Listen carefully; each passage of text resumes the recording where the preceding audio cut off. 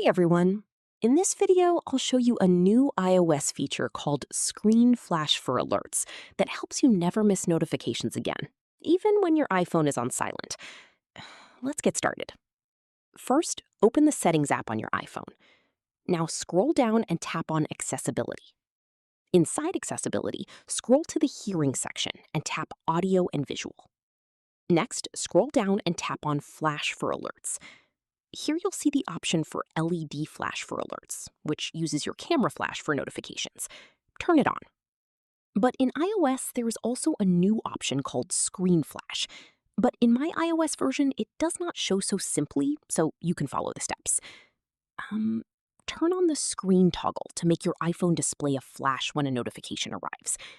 If you want stronger visibility, you can enable both LED flash and screen flash together. Once enabled, every time you get a notification, your iPhone screen will briefly flash and grab your attention instantly. This is especially useful when your phone is on silent or placed face up on a desk. And that's it. You've successfully enabled screen flash notifications on iPhone iOS. If this video helped you, don't forget to like and subscribe for more iPhone accessibility tips and iOS updates.